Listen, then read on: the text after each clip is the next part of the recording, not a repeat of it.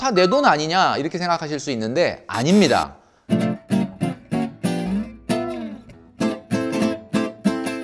네, 여러분 안녕하십니까? 저는 방송과 유튜브에서 머니 트레이너로 활동하고 있는 김경필입니다. 여러분들의 돈 관리 근육을 키워줄 텐데요. 자, 첫 번째 질문입니다. 우리가 받는 월급 한 300에서 400번 받으면 끝나는 한계가 분명히 있는 유한한 자원이라는 겁니다. 월급이 누구 돈이냐 라고 한다면 다 내 돈 아니냐 이렇게 생각하실 수 있는데 아닙니다.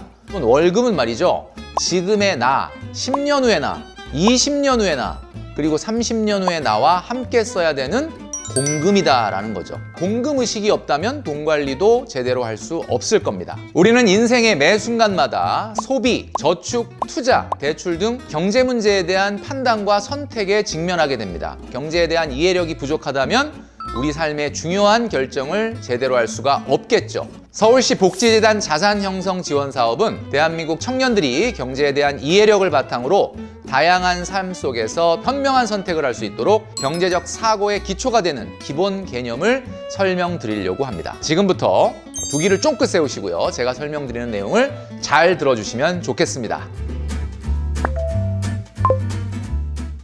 금융이란 돈이 남는 사람의 돈이 부족한 사람에게 흘러가는 과정을 이야기합니다. 돈이 남는 것을 우리가 잉여자금이라고 하고요. 돈이 부족한 것을 부족자금이라고 합니다. 돈이 부족한 사람은 돈을 필요로 하고 돈이 남는 잉여자금이 있는 사람은 그 돈을 통해서 이자 수익을 얻기를 원하죠. 두 사람이 만나서 돈이 거래가 되고 돈이 부족한 사람에게 흘러가는 과정, 우리의 몸에 비교한다면 우리 몸을 잘 도는 혈액순환과 같은 이치다라고 보시면 될 것 같습니다. 그러니까 잉여자금이 있는 사람은 돈의 공급자가 되는 거고요. 부족자금이 있는 사람이 돈의 수요자가 됩니다. 공급자와 수요자가 만나는 곳이 바로 금융시장이 되고요.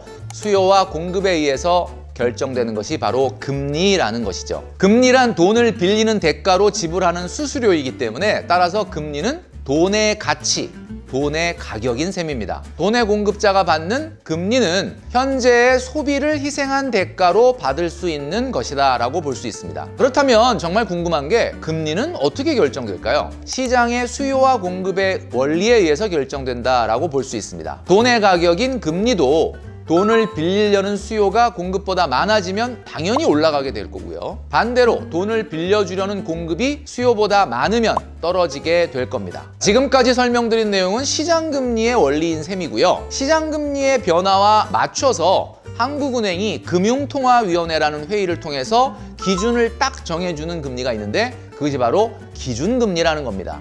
은행 간의 단기 거래에 사용되는 RP금리를 조정함으로써 시장금리에 영향을 주는데요. 1년에 8차례 정도 회의를 통해서 금리를 결정을 합니다. 자금의 수요는 언제 높아지게 될지 한번 알아보도록 하겠습니다. 첫 번째는 생산활동을 하는 기업의 투자가 늘어나게 되면 금리가 올라갈 가능성이 있습니다. 기업들이 투자를 하려면 돈이 필요하겠죠. 금융시장에 나가서 많은 돈을 빌리려고 할 거고 금리가 올라가게 된다라는 내용이죠. 두 번째는 가계 소비 지출이 증가해서 자금이 부족해지더라도 금리가 올라갈 수 있습니다. 가계들이 소비를 늘리게 되면 자금이 부족해지기 때문에 금융시장에서 돈을 빌리려고 할 거고 금리가 올라갈 수 있다라는 내용이죠. 세 번째는 바로 물가가 오를 것이라는 전망이 생기게 돼도 금리가 올라갈 수 있습니다. 기대 인플레이션이다 라고 얘기하는데 여러분이 한번 생각해 보세요. 앞으로 물가가 많이 올라갈 것 같다라는 전망이 있으면 그전과 똑같이 이자를 받으실 겁니까? 아니면 이자를 더 받으실 겁니까? 내가 그전과 똑같은 이자를 받더라도 실질 가치가 떨어질 것이 위험해지기 때문에 이자를 더 받으려고 할 겁니다.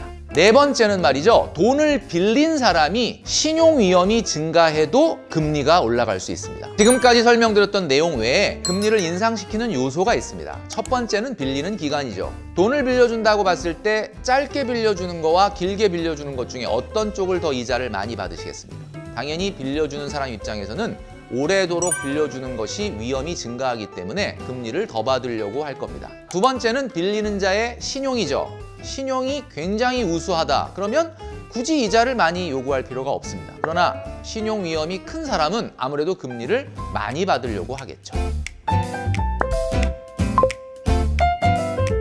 가계의 소비는 말이죠. 기본적으로 소득 수준의 영향을 받게 되지만 금리에도 영향을 받습니다. 기준금리를 조절해서 경제에 영향을 미치는 것을 우리가 통화정책이라고 이야기하는데요. 한국은행이 결정을 합니다. 대체적으로 금리가 오르면 소비가 줄어들고 반대로 금리가 떨어지면 소비가 늘어나게 됩니다. 금리는 자금을 조달하는 데 들어가는 비용이기 때문에 금리가 오르면 기업의 투자에 따른 비용이 늘어나게 되어 투자는 줄어들고요. 반대로 금리가 낮아지면 투자는 늘어나게 됩니다. 당연히 저축입니다. 사회초년생 때 월급이 적어서 저축 금액이 많지 않다고요? 만약에 여러분이 월급이 250만 원밖에 안 돼서 저축을 많이 못한다. 그래서 나는 나중에 승진해서 과장되고 차장되면 그때 저축 많이 하겠다라고 하는 분들이 있는데요. 여러분, 절대 그렇지가 않습니다. 저축에는 바로 골든타임이라는 것이 존재하기 때문이죠. 현실적으로 우리가 경제활동을 시작하고 나서 15년이 지나면 저축을 하기가 상당히 어려워집니다. 250만 원 버는 사람은 솔직히 말씀드리면 큰맘 먹고 100만 원, 150만 원 저축하는 사람도 있거든요. 그러나 과장, 차장님이 되면 월급이 400, 500만 원이 돼도 150만 원 저축 못하는 경우가 많다라는 거죠. 여러분들이 경제활동 시작하고 7년 이내에 1억을 모으는 것이 가장 중요하다라고 저는 말씀드리고 싶습니다. 사회초년생이 목돈을 모으려면 4가지 원칙을 지키시면 좋겠습니다. 첫 번째는 바로 선저축입니다. 두 번째는 강제저축, 세 번째는 정기저축, 네 번째는 증액저축입니다. 이 세상에는 말이죠, 딱 두 종류의 사람이 있습니다. 첫째는 돈을 모으고 남는 돈을 쓰는 사람, 둘째는 돈을 쓰고 혹시 남으면 저축하는 사람이죠. 자, 여러분들은 어느 쪽이십니까? 후자를 실천하면 항상 저축할 돈이 없을 것입니다.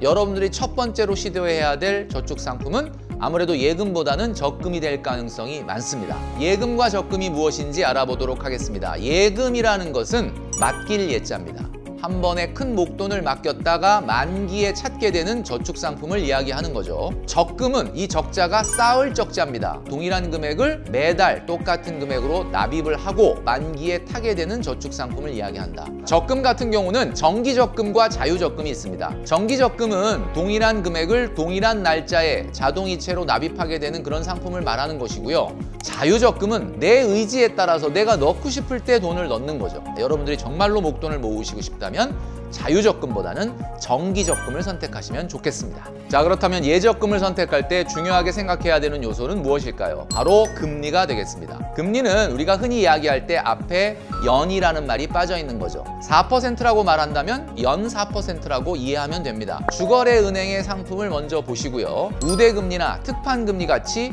혜택을 주는 상품을 찾아보는 것도 하나의 방법일 수 있습니다. 어떤 상품에 가입해야 될지 모른다면 은행연합회 사이트에 들어가서 가장 좋은 금리를 적용해주는 상품을 찾을 수 있을 겁니다. 우리가 예금과 적금 상품을 통해 이자 수익을 얻게 되면 당연히 이자 소득세 15.4%를 내야 합니다. 15.4%가 아깝다면 지금부터 ISA 계좌를 활용해 보시면 좋겠습니다. ISA 계좌는 예금과 적금, 펀드, 상장지수 펀드 같은 여러 가지 금융 상품들을 투자할 수 있는 종합 계좌인데요. 일반형은 200만 원까지, 서민형은 400만 원까지 15.4%의 세금을 면제해주는 비과세 혜택이 있습니다. 그리고 이 한도가 넘어서서 발생하는 이자 소득이라고 하더라도 9.9%만 저율과세하는 장점이 있습니다.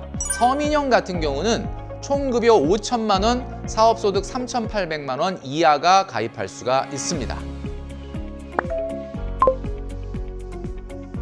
오늘은 기본 경제 지식과 그리고 목돈 마련에 대해서 여러분과 말씀을 나눴는데요. 여러분 앞으로도 경제 상황에 대해서 관심을 가지시면서 열심히 목돈을 모으시면 좋겠다라는 생각이 듭니다. 월급이 100% 내 돈이 아닐 수 있다. 공금일 수 있다라고 말씀드렸는데 공금의식을 내가 마음속에 갖게 된다면 지금보다 훨씬 더 돈 관리를 잘할 수 있게 될 거라고 생각합니다. 여러분 다 같이 파이팅 하시기 바랍니다.